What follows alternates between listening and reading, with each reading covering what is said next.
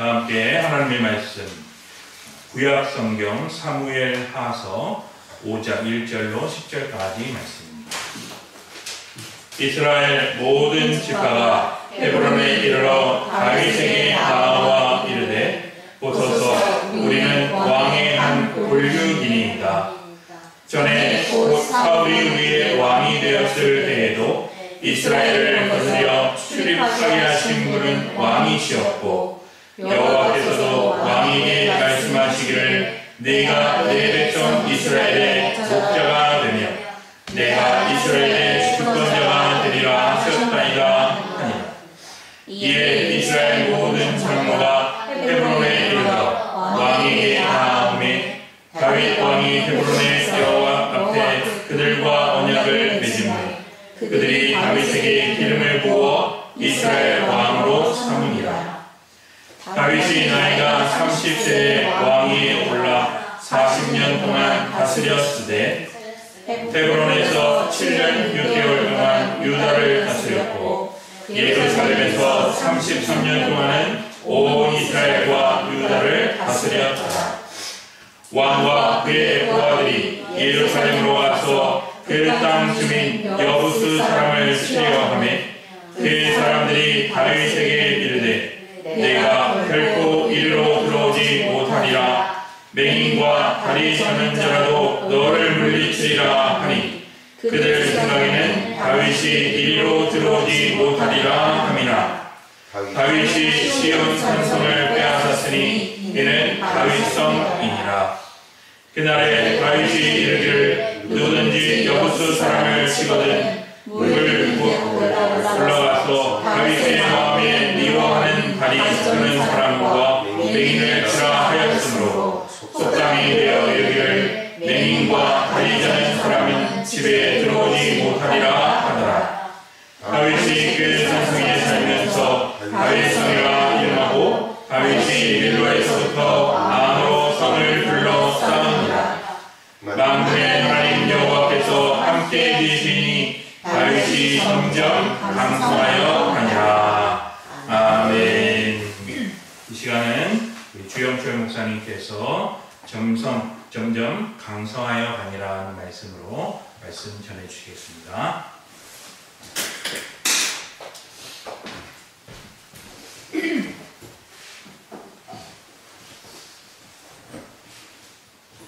할렐루야. 아멘. 반갑습니다.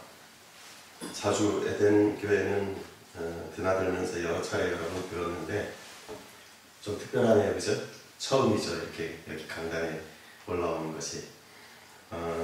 늘 반가운 분들이었지만 오늘 더 특별히 더 반갑고 더 기쁩니다. 참 좋네요. 진작 설 걸 그랬습니다. 예. 자, 오늘 함께 교독해서 우리가 나눠 읽었던 말씀 사무엘하 5장의 말씀이죠. 1절부터 10절까지의 말씀으로 점점 강성하여 가니라 마지막 소절에 있는 소절 그대로를 제목 삼아서 저와 여러분이 함께 은혜를 나눴으면 좋겠습니다.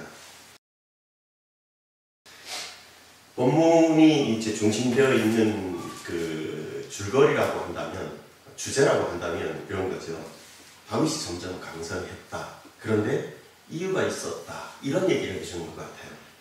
그리고 그 이유를 가지고 너희들의 방법 삼아라. 이렇게 교훈해 주는 것 같은 그런 그 뉘앙스를 이렇게 느끼는데, 다르게 표현해 본다면요.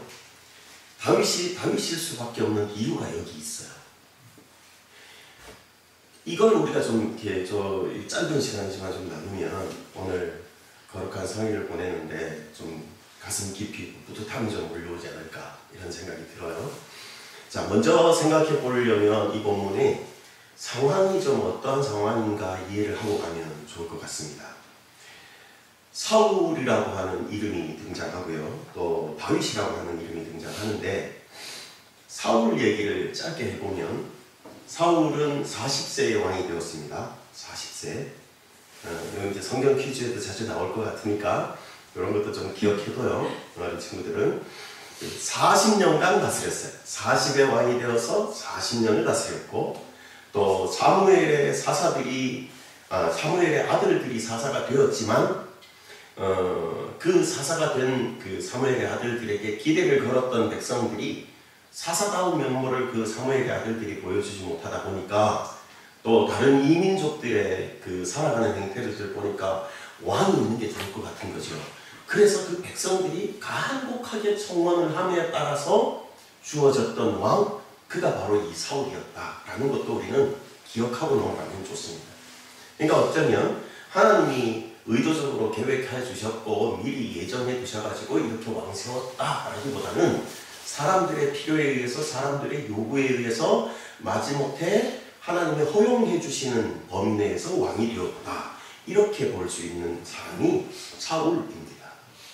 그러면 오늘 본문의 주인공처럼 등장하는 다윗은 어떤가 하면, 이는 30세에 헤브론에서 유다의 왕이 되었습니다. 근데 이 사람은 일찍이 기름 부음을 먼저 한 번 더 받았는데요, 그는 아버지 이새의 집에 있을 때의 어린 나이에 하나님께서 준비하신 다차비 왕감으로 어린 나이에 이제 기름 부음을 받아서 준비되어지는 왕이 되었었어요. 이 헤브론에서 30세의 왕이 되었고, 이도 역시 7년 6개월을 여기서 다스리고 이후에 온 유대가 다 몰려와서, 12지파 다 몰려와서, 이미 유다의 왕이 되었으니까 나머지 지파들이 몰려와서 왕 세우려고 했을 때 이 헤브론에서 다시 오늘 본문에서처럼 왕이 되어지는데, 여기서도 기름 부음을 받아요. 그러니까 평생에 걸쳐서 3번의 기름 부음을 받는 거예요. 아버지 이새의 집에서, 헤브론에서 유다의 왕으로, 또 헤브론에서 나머지 유다 지파 전체가 몰려왔을 때에 또 시작이 왕으로. 그래서 처음 유다의 왕이 되었을 때 7년 6개월, 이후에 전체의 왕이 되어서 33년간을 이렇게 다스리게 되는, 총 40년을. 그러니까 다시요, 거슬러 올라가서 사울은 40세의 왕이 돼서 40년 다스렸어요. 다윗은 30의 왕이 되어서 40년 다스렸어요. 그러니까 40년을 왕으로 재직했다라고 하는 면에서는 공통점인 거죠. 자, 이렇게 그 두 사람의 집, 개인적으로 따지면 사울과 다윗 두 개인적인 자연인으로서의 이 의미를 이렇게 두고 비교를 해보면, 한 집은 점점 쇠하고 한 집은 점점 흥하고, 그래서 다른 그 성경 본문에서는 표현하기를 사울의 집과 다윗의 집의 전쟁이 오래매 사울의 집은 점점 쇠하고, 다윗의 집은 점점 흥하고 사울의 집은 점점 망하여 가니라, 이렇게 기록되는 본문도 있습니다. 여러분, 말씀드린 것처럼 흥망성쇠가 이 사람과 저 사람이 다릅니다. 이 집안과 저 집안이 다릅니다. 이 사람이 다스리던 나라와 저 사람이 다스리던 나라가 다릅니다. 결말이 달라요. 왜 그럴까라는 거죠. 이런 일이 그 역사상에 오늘 주어진 이 본문 속에, 아니 이들 사울과 다윗에게만 있었느냐? 아니죠. 역사상에 이런 일들은 너무너무 많이 있습니다. 아니, 우리가 살아가는 현대에도 가까이 있는 이웃들 간에도 누구는 망하고 망하여 가고 누구는 점점 강해져 가고, 어느 집은 망하여 가고 어느 집은 점점 흥하여 가고, 이런 이 나누어짐이 분명하게 드러나는 것이 오늘날 우리들이 살아가는 세대들이다라는 얘기예요. 인류 역사를 통틀어서 이게 얼마나 많았겠습니까? 그죠? 계속 있어봤어요. 어디에나 다 있다고 말씀드리죠. 인류 역사를 가지면 꼽을 수도 없을 만큼 많을 터인데, 오늘 특별히 그 중에 대표적으로 드러낼 만한 일, 그게 이제 사울의 집, 다윗의 집이거든요.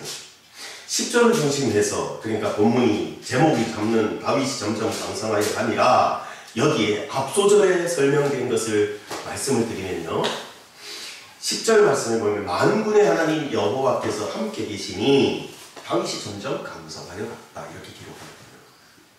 그러니까 우리가 좋아하는 강성할 길, 강성하다라고 하는, 흥왕에 간다라고 하는 그 길이 본문 속에서는 분명히 여호와께서 함께 계시니까 그랬다, 이렇게 설명하거든요. 이 말씀이 은혜가 되는 줄 압니다. 틀림없이 은혜의 말씀이에요. 그런데 조금 더 구분해 보기를 원하는 것은 뭐냐면, 여호와께서 함께 계시니 강성하다, 이 말의 밑 배경이 되는 말이에요. 왠지 모르는 오해의 뉘앙스가 있는 것은, 하나님이 함께 계시면 그랬으니까 다윗이 흥했지. 그러니까 다 하나님 책임으로만 떠넘기는 이 오해의 소지가 있어요. 하나님은 분명히 하나님의 허용하심 때문에 우리는 흥하기도 하고 싫어하기도 하는 건 맞아요. 그걸 우리가 전혀 다른 말이다, 틀린 말이다 말하고 싶은 것이 아니라 여기엔 하나님 책임만 있는 게 아니다라는 거죠. 하나님이 그렇게 함께 하셔서 강성하게 하시는 데에는 그만한 이유도 있고 그만한 타당성도 있고 우리가 인간이 생각해도 객관적인 어떤 한 가지 다른 점은 분명히 있다라는 이야기예요. 책임이 다 하나님께 있는 게 아니에요. 그러니까 내가 가난하고 내가 병들었고 내가 낮은 지위에 있고 이 모든 것들이 다 하나님 그렇게 하셨기 때문에 라고 하는 말로만 치부하기에는 좀 우리 측면에서 살펴볼 부분들이 있다라는 이야기를 하고 싶은 겁니다. 다르게 말하면요, 다윗일 수밖에 없었던 이유가 하나님이 함께 하신 이유 말고도, 아니 하나님께서 함께 하시는 이유가 될 만한 근거도 분명히 있기 때문에 우리는 그걸 알아야 된다라는 거죠. 왜 그런지를 조금 세심하게 보면 좋겠어요. 자, 사울의 이야기를 조금 더 할게요. 사울에게는 성경에 드러나는 아들의 이름들이 사람이 나와요. 사람. 예, 그 중에서도 이스보셋이라고 하는 네 번째 아들이 이제 사울의 집이 점점 망하여 가는 가운데 그마저도 살해당하는 장면이 나옵니다. 그리고 그 요나단의 아들이었던 요나단도 이미 죽었잖아요, 그죠? 그의 아들 무비보셋도 이런 전쟁통에 피하고 뭐 어쩌다가 여러분 장애를 입어요. 다리가 저는 자가 됩니다. 그러니까 이때 당시에는 다리 저는 자는 기름 부음을 받지 못했거든요. 그러니까 왕이 못 된다는 거죠. 당시의 통념으로는 이 사람 왕가의 핏줄을 이어받은 왕자지만 이도 왕이 될 수 없었던 때, 그러니까 이스라엘을 입장에서 본다면 사울 왕을 잃었어요. 그리고 용모가 준수하고 나름대로 왕감이라고 생각했는 요나단도 잃었어요. 사남이었던 이스보셋도 잃었어요. 요나단의 아들도 장애가 있어 더 이상 왕이 못 돼요. 그냥 누구를 왕 세우지? 이게 난감한 상황이 된 것이 이스라엘 백성들이에요. 이걸 다르게 표현하면 끈 떨어진 면 같은 신세예요. 이쯤 되면 이제 사람들의 생각이 미치는 것이 어디냐? 그 결이 좀 우리가 이해하면 좋겠는데, 다윗 시대에서로 조금 좀 이 본문과는 조금 뒤의 이야기지만, 아니요, 좀 더 미래로 나가는 뒤에 그 시간대가 좀 다르지만 다윗의 아들들을 한번 떠올려 볼게요. 다윗에게도 아들이 여럿 있는데 암논, 다말이라고 하는 이 배다른 누이 동생을 강간하고 자기의 배다른 남동생 압살롬에게 살해를 당하는 아들 암논. 그 다음 둘째는 길르압이라고 하는데, 이 길르압은 성경에 특별한 활동의 상황이 안 주어지는 걸로 봐서 성경학자들은 아마 이 사람은 젊어서 죽었거나 뭐 그와 같은 어떤 비슷한 병고를 당해서 더 이상의 나타나지 않는 인물이 되었다 이렇게 보거든요. 그럼 세 번째 아들이 이제 압살롬이에요. 그 유명한 압살롬. 반역을 했잖아요.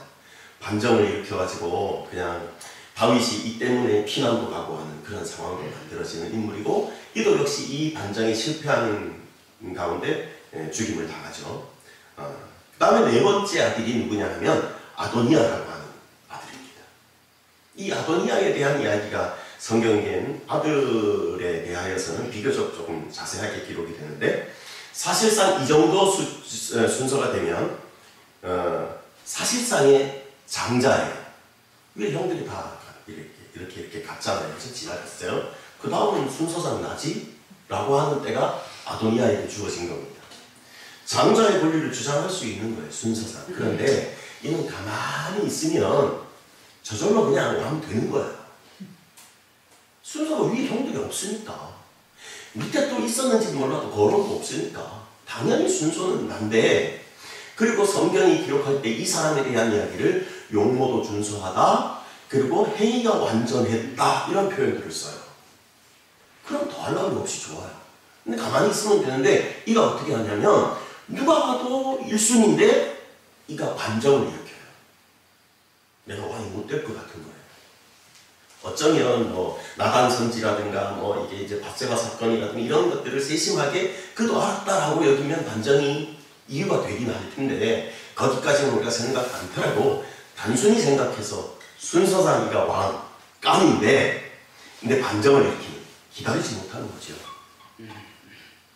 기다리지 못하는 이 장면이 인간의 한계라고 봐요. 누구나 가지고 있는 한계. 그 한계가 요만큼 가까울 수도 있고 누구는 저만큼 더 멀 수도 있긴 하지만 정도의 차이지 누구나 있는 한계인데 이 사람 역시 또 그런 한계를 맞는다는 겁니다. 그러니까 하나님이 세우시는 왕을 기다리는 것이 아니고 내 생각을 앞세우는 거예요. 나를 앞세우는 거예요. 내 생각에는 이런 거죠. 제가 일전에 저기 전라도 장수에서 시골교회를 섬길 때 그 교회 안수 집사님 한 분이 그러셨어요. 무주에서도 장로님이 그러셨어요. 무슨 얘기를 하면 다 옳대요. 목사님 말씀이 맞아요. 하나님 말씀도 옳아요. 목사만 옳은 게 아니고요. 하나님 말씀도 옳대요. 교회 법이 그런 줄 알아요. 다 알아요. 그런데 그 얘기 다 해놓고 그런데 내 생각에는요. 그러고 나와요. 그리고 그 내 생각에는요 하는 대로만 살아요. 자기 생각이 앞서는 것이요. 자기가 왕인 것이요. 하나님이 세우시는 왕은 나중에도 없고 나는 내가 왕이니까 나는 왕으로의 내가 왕 되어서 사는 그것만 있는 거예요. 오늘날 또 도로에 자동차를 이렇게 몰고 나가면 자동차가 너무 많아서 그런지 딱 나밖에 생각 안 하는 사람들 너무 많아요. 차선도 안 지켜, 신호도 안 지켜, 딱 나밖에 생각 안 하는 주차를 해도 두 자리를 차지하고 예? 거기는 정차를 하면 안 되는데도 턱 세워놓고 그냥 갔다 오고 차야 뒤에 밀리든 말든 빵빵거리든 말든 마이웨이 하고 가는 사람들 너무 많거든. 딱 자기만 자기에게 왕인 거예요. 자, 다른 데로 이야기가 들었는데요. 내 생각에는 또 내가 볼 때는 나의 중심은 어느 가요에 유행했던 것처럼 내 인생은 나의 것 그렇게 고집하며 사는 앞세워지는 것이 이런 거다 보니까 사람의 생각이 원하는 바가 바로 결론이 되어버리고 그 결론은 어리석은 판단. 그래서 이 어그러진 인생을 만들어내는 겁니다. 자, 사울의 왕가의 몰락을 두고 이제 이스라엘 백성들이 더 이상 따를 데가 없다고 말씀드렸잖아요. 더 이상 세울 왕이 없잖아요. 왕감이 없어요. 우리는 누구를 의지하지? 누구를 앞세워서 우리가 일하지? 이런 때가 없을 때에 이 백성들이 몰려가는 것이 있습니다. 그게 다윗에게로 몰려가는 거예요. 자, 다윗에게 몰려가서 머리를 조아리긴 하는데 잘 들어보십시오. 1절의 말씀을 제가 짧게 읽어드리면요.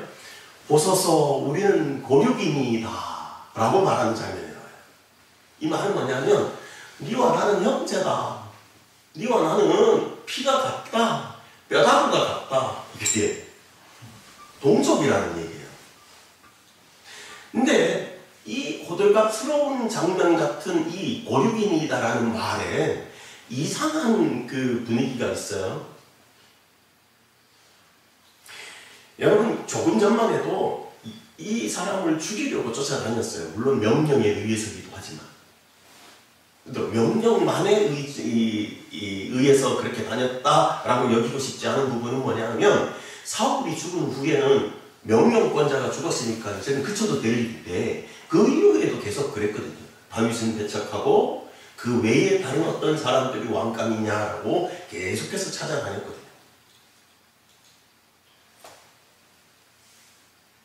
2절 말씀에도 보면 전에 우리 주인이 사울이 되었을 때에도 이스라엘을 거느려 출입하게 한 사람이 당신이라고 말합니다. 무슨 말이에요? 전에 사울이 주인일 때 우리를 출입하게 한 것은 당신이래요.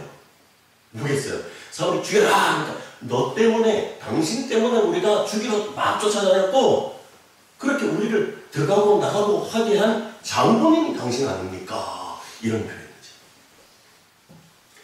이게 칭찬인지 욕인지 잘 모르겠어요. 저는 분간하기 어렵거든요. 네. 내가 당신을 쫓아다닐 때 당신을 죽이려고 한 건 너 때문에 명령을 했었어도 우리가 드나든 건 뭐 때문에 나는 되었고, 그럼 뭐해? 내가 너를 죽이러 다녔고, 이런 얘기도 다 그냥 드러내는 거예요. 그러니까 지금 머리를 조아리려 오긴 했지만 머리를 실제로 머리만 조아리려고 하는 의도가 없는 거예요. 야, 내가 너 죽이려고 그랬었어. 그 분위기까지 같이 있는 거예요. 나름대로 거만을 떨면서 야, 너 우리 지금 왕 좀 대줘봐. 이 자세가 좀 거만한 것 같은 느낌이 안 듭니까? 좀 거만한 것 같죠? 이런 분위기로 말하는 게 아닐까? 이게 지배적인 생각입니다. 이 조롱 같은 말을 내뱉고 있는 가증한 말 속에, 그러나 그 와중에서도 그들의 말 가운데 하나님이 의도해서 우리에게 들려주신 말씀이 있어요. 이 말도 안 되는 아부인 것 같고 아첨인 것 같고 가증한 말인데도 여기에 하나님이 원하시고 뜻하는 바가 다윗을 통한 왕으로서의 하나님, 그 하나님이 표현되어져 있다는 거예요. 말씀드려볼게요. 하나님이 우리에게 자신을 나타내시는 모습이 다윗에게 나타나는 모습과 다르지 않습니다. 보세요. 그들의 표현은 다윗을 향하여 뭐라고 말해요? 우리의 출입을 지키시는 분이라고 하나님을 다윗에게 그렇게 말합니다. 우리가 나가는 길과 들어오는 모든 길을 주관하시는 것이 하나님이시다. 우리를 보호하시는 놀라운 은혜가 하나님께 있다. 이런 고백을 다윗을 통해 보여주시는 거죠. 또요, 이스라엘의 목자가 되며 주권자가 되라. 이렇게 다윗에게 요구하잖아요. 다윗은요, 단순하게 말씀드리면 자신의 왕국을 세우고 힘 길러가지고 또 누군가를 지배하고 뭐 이런 그 욕심에 차 있는 사람이 사실 아니에요. 그는요, 좀 한가로운 분위기에서, 전원에서 진짜 좀 이 소일 같지만 양떼를 돌보면서 하프나 듣고 이야 멋쩍으로, 이게 다윗의 분위기예요. 근데 뭐 힘길어가지고 누구 야 까불면 그러는 그건 아니거든요. 근데 성경에 표현되는 다윗, 그러니까 하나님이 원하신 건 뭐냐? 목자고 주권자, 이 두 가지 이야기입니다. 하나님이 그렇다는 거예요. 너 다윗 이스라엘에게 목자가 되어라, 주권자가 되어라. 그 말은 나를 대신해서 너는 그렇게 해라. 하나님이 그러니까 내가 이스라엘의 목자이고 내가 이스라엘의 주권자다. 그 표현을 하는 거예요. 여기 목자라는 말을 히브리 원어로 말하면 라라고 하는 단어를 써요. 주권자라는 말은 나기드라고 하는 단어를 써요. 뭐 히브리어 원어를 알 필요는 없는데 그러나 뜻이 중요하기 때문에 이 단어가 있다라고 말씀드려요. 라라고 하는 단어의 뜻은 뭐냐면 양을 위해서 목숨을 거는 자라. 그 사람을 목자 이렇게 표현하는 라아거든요. 목숨을 거는 목자. 자, 나기드도 마찬가지예요. 나기드는 이전에 나기드들이 많았는데 어떤 사람이 나기드라고 표현되어졌냐면 다윗처럼 모세 혹은 여호수아 그리고 사사들, 이런 사람들이 다 나기드라고 하는 표현으로 기록되고 있습니다. 어떤 사람입니까? 그들은 왕이 아니에요. 모세가 왕이었어요? 왕 아닙니다. 그들은 그냥 단순하게 나기드인데 왕같이 사람들이 여겼을 뿐인데 그들은 실제 왕이 아니었어요. 왕도 아니었지만 그러나 저들의 생애를 돌아보건대 자신의 생애를 다 동원해서 이스라엘 백성들을 위해서 최선을 다했고 목숨까지도 다했던 주권자였어요. 그걸 갖다 나기드라고 말합니다. 그러니까 다윗이 왕 되고 싶어서 왕 되는 것도 아니고요. 이스라엘의 목자 라가 되고 또 이스라엘의 주권자 나기드가 되어라. 그렇기 때문에 그는 이스라엘의 라 목자였고 나기드 주권자였다는 거예요. 이게 중요한 사실입니다. 이게 왜 중요하냐면 다윗을 통해서 나타내시고 싶으신 왕이신, 실제 왕인데 왕이라고 이스라엘 백성들이 여기지 않았잖아요. 그죠? 실제 다윗처럼 내가 너희에게, 너희들은 왕이라고 하는 이 단어를 떠올리지만 나는 너희에게 목숨을 다하는 목자고 너희의 출입을 지키는 자고 너희들의 모든 것들을 최선을 다해서 모든 것들을 것들을 다해서 너희들을 위하는 주권자다. 누가요? 나 하나님 여호와가 너희에게 그렇다. 이걸 가르쳐주고 있는 거예요.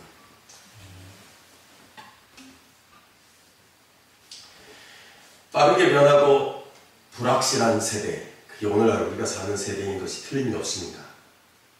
문명이나 문화나 과학이나 마구 혼돈하는 철학 사상들조차도 요즘은 철학보다는 문화다라는 이름으로 더 많은 악함이 자행되어지는 세대를 사는, 이러한 세대를 살면서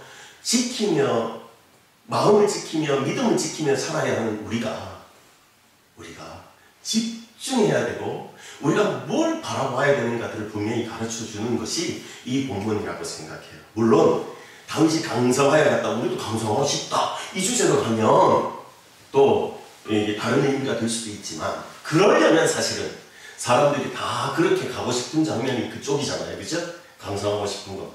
그렇게 되려면 이 면부터 우리는 갖춰야 된다. 바라봐야 될 실제, 우리를 지키는 자가 누군지, 우리의 주권자가 누군지, 우리의 목자가 누군지, 나를 위해서 생명까지도 모든 것들을 다 바쳐가면까지 감당하시는 분이 누군지, 그걸 알아야 제대로 바라볼 수도 있고 제대로 지켜갈 수도 있다. 이렇게 여겨지는 겁니다.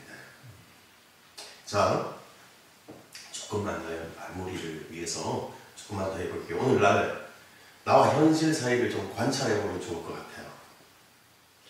다윗과 당시 상황을 보면 세상은 처음부터 우리를 알아주지 않잖아요. 그죠? 끝끝내 알아주지 않을지도 몰라요. 다윗은 나중에라도 헤브론으로 다 몰려왔어요. 나머지 지파들이. 근데 안 알아줘요. 지금 엎드려서 조롱 같은 말을 하고 있다니까요. 당신이 우리에게 주권자가 되시지, 이것만이 아니라니까요. 좀 돼줄래? 이거라니까요. 알아주지 않아요. 후에는 다윗의 나라가 강성하여서 가니까 마지못해서라도 그렇게밖에 할 수 없으니까 완전히 왕으로 굴복하고 엎드렸는지 몰라도 지금 오늘 본문 속에서는 아니 그렇다니까요. 이스라엘 백성들이 처음부터 다윗을 인정하지 않았어요. 어린 소년이 더군다나 왕이었던 사울이 죽여라! 그러니까 죽이려고 이쪽으로 저쪽으로 쫓아다녔었던 그런 사람들이었어요. 그러니 처음부터 다윗의 가치가 존중될 리가 없었습니다. 오히려요, 세상은 의인이 당하는 고난을 조롱합니다. 의인을 더 많이 배척합니다. 왜 그런지 모르겠어요. 이해가 안 가요. 아무 말도 아무 짓도 안 했는데 오히려 의인인 듯한 사람을 더 멸시하고 더 조롱하고 더 이 눈 아래로 보는 그런 경향을 보이는 거죠. 우리 역시도 다를 바 없습니다. 뭐 다윗이 그랬다면 우리라고 다르겠어요? 자신의 가치를 따라 살고, 예? 자, 그러면 사람들이 보는 것 말고 우리 스스로가 우리를 한번 본다면요? 우리 스스로가 우리의 가치를 따라 살죠. 내 욕심대로 살잖아요. 진리가 아닌 세상의 논리에 더 빨리 이게 동화되어 가잖아요.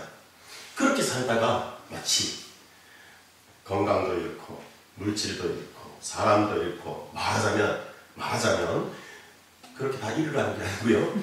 그렇게 다 이렇게 잃다 보면 뜬떨어진 영감 다 지다 보면 그때서야 본문 속에서 이스라엘 백성들이 다윗에게 와서 당신이 우리를 출입케 한 자입니다. 이렇게 억지 고백을 하는 것처럼 우리도 그때서야 하나님께 나와가지고 하나님밖에 없어요. 억지 고백하고 억지로 항복하고 그러다 보니 결국은 또 상황이 바뀌어서 내가 편안하면 내가 언제 그랬어? 라고 내 등 따신 것, 내 배부른 것만 생각하고 두드리는 거죠. 근데 진짜 중요한 이야기로 이제 마무리를 짓겠어요.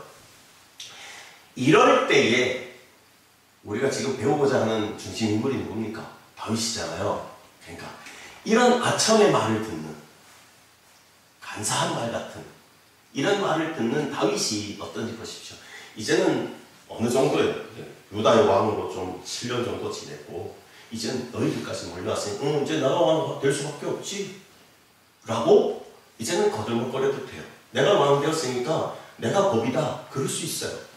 그런데도 불구하고 다윗은 이 말을 듣는 가운데도 자신을 높이지 않아요. 자신을 따르지 않아요.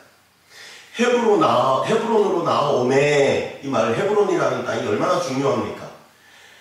하나님과의 철저한 어떤 조상 아브라함으로 치면 그때부터 아주 중요한 장소가 되었던 그런 유서 깊은 장소가 헤브론인데, 여기에 그 이후에 또 참 중요한 장소였어요. 그런데도 자기 자신도 여기에서 여호와 앞에 그들과 언약을 맺었다. 이렇게. 그러니까 생각이, 삶의 중심이, 삶의 패턴이 여호와 하나님을 중심하여 살았다. 이걸 아주 강하게 드러내는 장면이라고 보아집니다. 여호와 하나님과의 교제의 울타리, 그걸 중시하며 살았던 여호와 앞에 서는 사람이었다. 이런 얘기예요.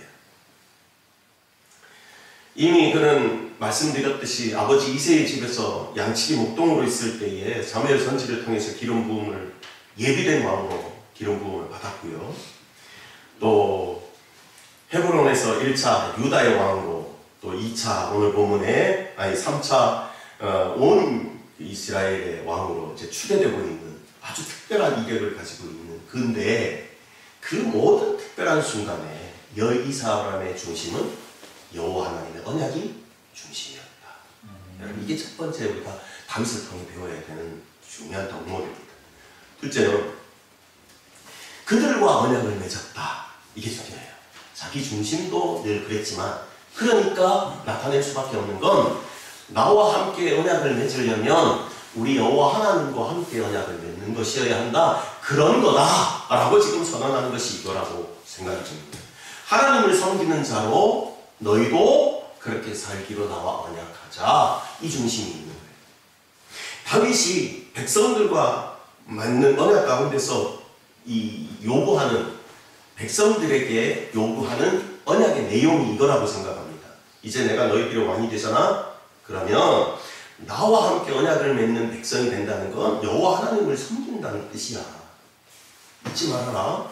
전에는 사울에게, 이스보셋에게, 혹은 아브넬에게 이렇게 왔다 갔다 하면서 살았었지만, 이제는 내게 왔으니까 내가 섬기는 여호와 하나님을 중심해서 너희의 좋은 편에 서는 게 아니라 내가 하나님 편에 서는 같이 너희도 하나님 편에 서야 한다. 이게 지금 다윗이 백성들에게 요구하는 거예요. 그러니까 먼저는 다윗 자신이, 모든 사람이 자기 편에 서겠다라고 몰려왔을 때조차도 자기는 자기의 편에 안 섰어요. 자기 생각에 머물지 않았어요. 여호와 하나님 편에 섰던 놀라운 은혜의 사람이에요. 그 은혜를 잃지 않았더니 지금 백성들에게 요구하는 바는 이거인 거죠. 여호와 하나님 편에 서라. 우리는 그러잖아요. 조금만 상황이 달라지면, 조금만 상황이 불리해지면 때로는 하나님 원망합니다. 여호와 하나님이 함께 계시니까 다윗은 그랬죠. 나와 함께만 계셔줬으면 나도 그랬을걸요? 이게 핑계예요. 책임도 하나님께 다 떠넘기려고 하고, 자신의 유익이 뭔가를 자로 재고 주판을 두들기고 계산기 뿅뿅뿅뿅 머릿속에서 그렇게 수없이 떠동거리는 그런 사람이 멀리 갈 것 없이 내가 아니겠나, 우리가 아니겠나 이렇게 생각해요. 책임을 맡겨도 조금만 상황이 달라지면 주인 행세하는 것이 우리. 하나님도 없고 선배도 없고 어른도 없고 우더른도 없고 이런 상황을 너무너무 많이 만들어요. 그런데 점점 강성해지는 다윗은 달라요. 하나님은 이런 다윗을 보고 이러시지 않았을까? 이야, 내가 다윗 너 세우길 정말 잘했어. 그러실 것 같아요. 내가 정말 너를 세우길 잘했구나. 그렇게 여기실 것 같더라 이 말이죠. 진짜 결론입니다. 왕이 되었으니까 유대만 왕이 아니라 이제는 온 이스라엘이 몰려와서 왕 되니까 이제는 묻지 않아도 될 것 같은데, 왕이니까 왕의 말이 법이고 왕의 의지가 제일 중요하고 그렇게 여기고 살을만 한데, 이게 명령이다, 이게 법이다 하지 않고 그는 한결같이 이전에 중심을 지켜왔던 것처럼 여호와께 물어가되, 오늘 10절의 말씀이 그렇습니다. 일관된 믿음으로 그가 승리했습니다. 그래서 결론을 저는 이렇게 내립니다. 점점 강성해지는 비결은 다윗이 보여주는 것처럼 처음부터 끝까지 여호와 하나님께 물어가되, 이 믿음이 우리에게 요구된다라고 믿습니다. 절대 주권의 하나님께서 섭리하시는 중에 그 은혜 중에는 우리의 모습을 보시고 기뻐하시며 허락하시는 우리의 선택지가 있습니다. 이걸 선택할까? 저걸 선택할까?